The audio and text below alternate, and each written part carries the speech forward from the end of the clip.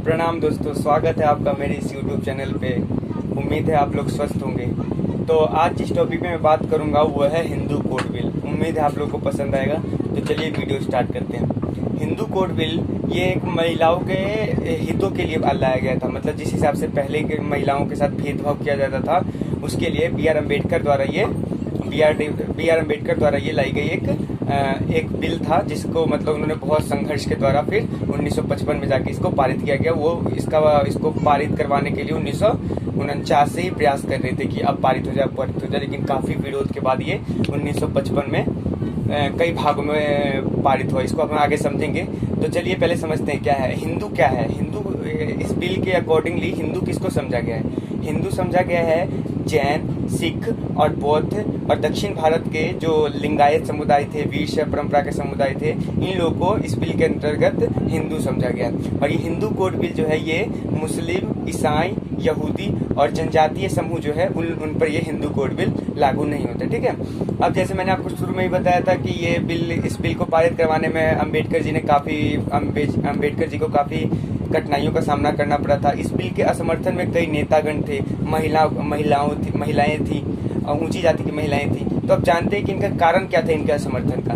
तो देखिए नेतागण जो थे उस समय के, जैसे डॉक्टर राजेंद्र प्रसाद हो गए, श्यामा प्रसाद मुखर्जी हो गए, सरदार वल्लभ भाई पटेल हो गए। उनके असमर्थन का कारण ये था कि वो उनको लगता था कि ये बिल जो है ये मतलब हमारे संस्कृति की मतलब खिलाफ है, हमारी संस्कृति के विरुद्ध है। और महिलाओं का ये मानना था कि जब अम्बेडकर जी खुद एक अछूत जाति के मतलब नीची जाति के हैं तो वो हम लोगों के लिए क्या कर सकते हैं, पहले अपनी जाति को तो वो ठीक करे। मतलब उनका मानना था कि अपने आप को तो मतलब एक ऊंची समुदाय में लाने का, अपने आप का, अपनी जातियों का तो विकास कर लें। तो इस कारण महिलाएं, ऊंची जाति की जो महिलाएं थी वो इस बिल का विरोध कर रही थी। ठीक है।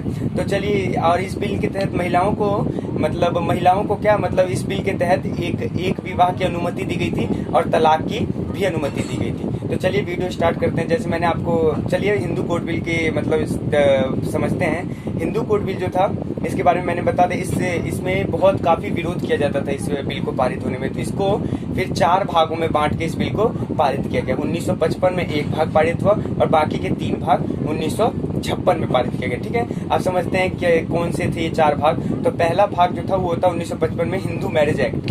ये मतलब हिंदुओं के जो शादी की जो नियम वगैरह थे, किस तरीके से शादी करेंगे, क्या क्या नियम होगा, उसको ये हिंदू मैरिज एक्ट में शामिल किया गया। दूसरा भाग जो था वो था हिंदू सक्सेशन एक्ट, उत्तराधिकार का। मतलब जैसे संपत्ति का बंटवारे कैसे कैसे किया जाएगा, महिलाओं को कितना संपत्ति, मतलब किस तरीके संपत्ति मिलेगी, उनको क्या अधिकार, ये सब क्या था 1956 के जो हिंदू सक्सेशन एक्ट, हिंदू उत्तराधिकार नियम कानून, उसका ये था। ठीक है। तीसरा जो भाग था वो था 1956 में ही पारित हुआ था हिंदू आवश्यकता और व संरक्षकता अधिनियम, मतलब Hindu minority and guidance act. ये क्या था कि मतलब जो अवयस्क लोग हैं, अवयस्क बच्चे थे, उनको मतलब कैसे संरक्षण प्रदान किया जाए, ये था तीसरा। और चौथा जो था वो 1956 में हिंदू दत्तक ग्रहण और व रख रखाव अधिनियम, Hindu adoption and maintenance act. ये क्या था, मतलब जैसे बच्चों को कैसे गोद लेना है, हिंदू लोग मतलब बच्चे को कैसे गोद लेंगे, ये सब बेसिकली इन सब पे डिपेंडेंट था। ठीक है। तो अब चलते इन चारों पार्ट को डीपली पढ़ते हैं। तो डीपली क्या था, तो डीपली में देखिए पहला क्या था, 1955 में हिंदू मैरिज एक्ट के तहत ये बताया गया कि मतलब एक विवाह की अनुमति दी गई। ठीक है। और तलाक की, जैसे पहले हिंदू पुरुष वगैरह कई शादियां कर सकते थे और महिलाएं कुछ नहीं कर पाती थी, तो क्या इसके तहत ये एक गैर कानूनी घोषित किया गया और महिलाएं इसके लिए कानूनी कार्रवाई भी कर सकती थी। ठीक है। और इसी के तहत तलाक भी दे सकती थी महिलाएं यदि चाहे तो। ठीक है। और इसमें सपिंड को मान्यता दी गई। अब सपिंड क्या होता है, जैसे मुसलमानों में क्या होता है, मुस्लिम में कि मतलब अपने वो रिलेटिव्स में भी वो शादी कर लेते हैं। तो इसमें क्या बताया गया, हिंदू लोग मतलब पुरुष पक्ष से 5 पीढ़ी और महिला पक्ष से 3 पीढ़ी के बाद का यदि कोई रिलेशन है तो हम उसमें शादी कर सकते हैं। ये हिंदू कोड बिल में, हिंदू मैरिज एक्ट में बताया गया। आप जैसे समझते हैं कि जैसे कोई पुरुष है तो पुरुष के दादाजी के बाद का यदि कोई रिलेशन है और महिला के, यदि महिला है तो महिला के मतलब नाना जी के एक वो ले लेते हैं, महिला पक्ष के नाना जी से। तो नाना जी से पहले का यदि कोई रिलेशन है तो हाँ, उन दोनों में फिर शादी हो सकती है। ये है समपीढ़ी की मान्यता, मतलब पुरुष को 5 पीढ़ी पहले और स्त्री का 3 पीढ़ी पहले। समझ में आ गया। और चौथा जो था आवश्यक, मतलब अवयस्क की शादी। जैसे पहले के ज़माने में मतलब छोटे बच्चों की शादी हो जाती थी, तो उनकी शादी के लिए यदि हिंदुओं को करवानी थी तो उसको लिए उनके पेरेंट्स की अनुमति चाहिए थी। तो ये था, ठीक है।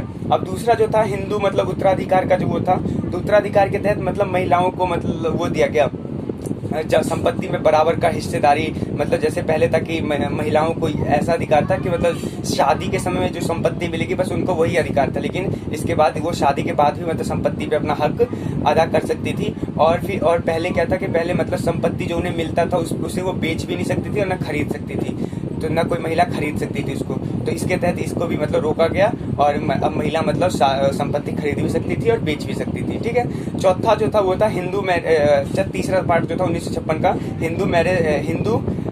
Hindu minority and guidance act.